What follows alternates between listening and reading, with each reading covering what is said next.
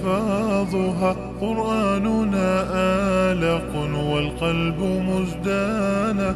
هنا المسرات لم تبرح ملامحنا، هنا الرضا ما توارى عن حنايانا. كتاب ربي تدارسناه في شغف حفظا وحبا وتفسيرا وإتقانا. Assalamualaikum warahmatullahi wabarakatuh. Salam literasi. Perkenalkan, nama saya Wahwi Izjan Nasyad dari SMP IT Imam Nahrawi Pekanbaru. Kali ini saya akan membahas sebuah novel yang berjudul Esensi Ancaman Krisis Iklim dalam Novel Hujan. Buku ini bukan hanya menceritakan tentang cinta, tapi juga menceritakan tentang kehilangan, kesedihan, harapan, dan luka di masa lalu. Buku ini berjudul Hujan, novel karya Terelie, dan diterbitkan di Gramedia Pustaka Utama pada tahun 2016.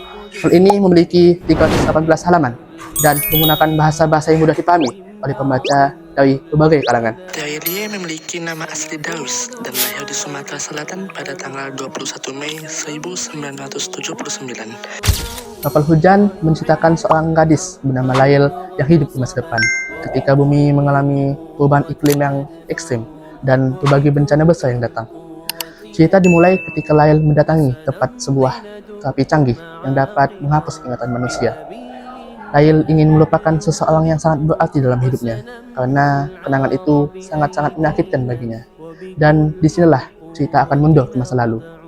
Ketika remaja, Lail kehilangan orang tuanya akibat letusan gunung berapi dan gempa yang dahsyat. Namun, Lail selamat karena ditolong oleh Esok, seorang remaja laki-laki yang umurnya tidak jauh dengan Lail. Dengan kondisi penuh dengan trauma, Lail hidup di pengungsian bersama Esok. Esok adalah sosok yang tenang, cerdas, dan selalu membantu Lail bangkit dari kesedihannya. Seiring waktu, hubungan mereka menjadi semakin dekat. Namun, kehidupan membawa mereka jalan yang berbeda. Esok menjadi ilmuwan hebat yang berusaha menyelamatkan dunia. Sementara itu, Lail mencoba menjalani hidup sambil menghadapi masa lalunya. Menurut saya, kelebihan utama dalam novel ini ada di bagian emosinya. Terelie berhasil menggambarkan rasa kesedihan, harapan, kehilangan dengan cara yang sederhana tapi sangat menyentuh. Selain itu, konsep teknologi penghapus ingatan juga membuat cerita terasa lebih menarik dan berbeda. Di sini, penulis berhasil membuat kita bertanya-tanya, apakah melupakan adalah cara terbaik untuk sembuh atau justru menerima masa lalu yang lebih penting. Bahasa yang digunakan juga nyaman dan kritis, sehingga kita mudah memahami dan ringan untuk dibaca. Kelebihan utama dalam novel ini ada di bagian emosinya. Terelie berhasil menggambarkan rasa sedih, kehilangan, harapan dengan cara yang sederhana tapi sangat menyentuh.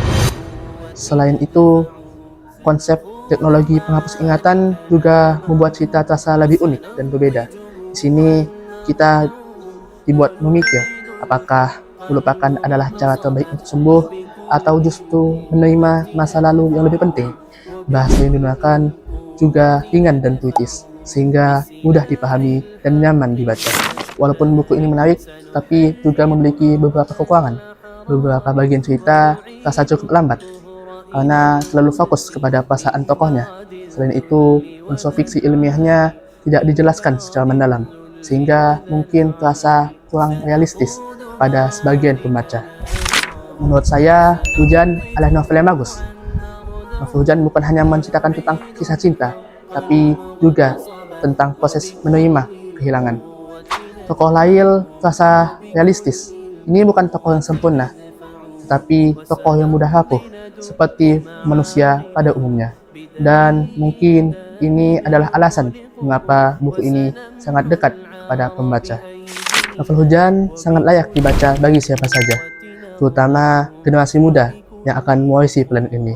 Dengan narasi yang mengalir dan penuh dengan imajinasi, Novel Hujan berhasil mengemas isu berat seperti iklim dan krisis global ke sebuah cerita yang sangat personal dan menyentuh hati. Demikianlah esensi dari saya. Terima kasih dan wassalamualaikum warahmatullahi wabarakatuh.